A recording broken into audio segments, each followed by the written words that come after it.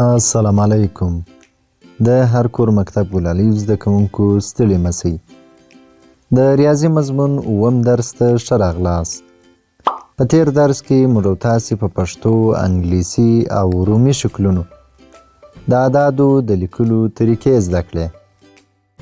د نن ورځې په درس کې به د ریاضي د علم اهمیت او په عملي ژوند کې مثالونه زده کړو. راځئ چې راپیل یې کړو. درنو زده کوونکو، ریاضي زموږ د نړۍ او زموږ د بدن یوه برخه ده. ریاضي د حساب او کتاب یا د اندازې او مقدار علم دی. زموږ په بدن کې 2 لاسونه او په هر لاس کې 5 ګوتې شته. د ساعت پر مخ د بجو د معلومولو لپاره د ریاضي حساب لیکل شوی دی. په موبایل کې زموږ د پلار د اړیکې شمیره د ریاضي په عددونو ثبت ده. موږ قلمونه، کتابونه او کتابچې د ریاضي د حساب په مرسته رانیسو. د ماشین حساب پر مخ د ریاضي عددونه لیکل شوي دي.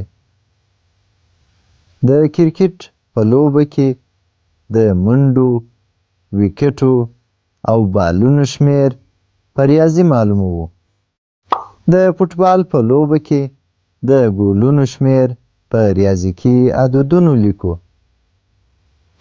همدارنګه د پلار په جیب کې پیسې د ریاضي په مرسته حسابولی سو. د الفبا توري او د اسلام بناوې هم په ریاضي شمیرلی سو. د قرآن کریم د آیاتونو شمیر 6666 دی. له ریاضي څخه پرته یې موږ شمیر نسو بیانولی.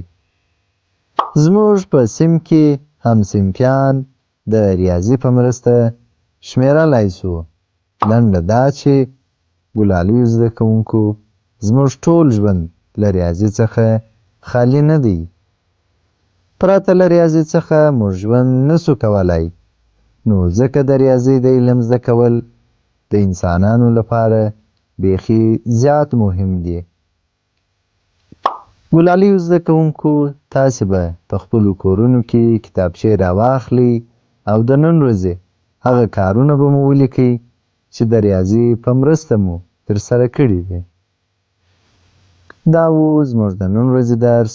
په راتلونکي درس کې به د لږ، زیات او مساوي شیانو او د هغوی د علامو په اړه زده کړه وکړو. په مخه مو ښه.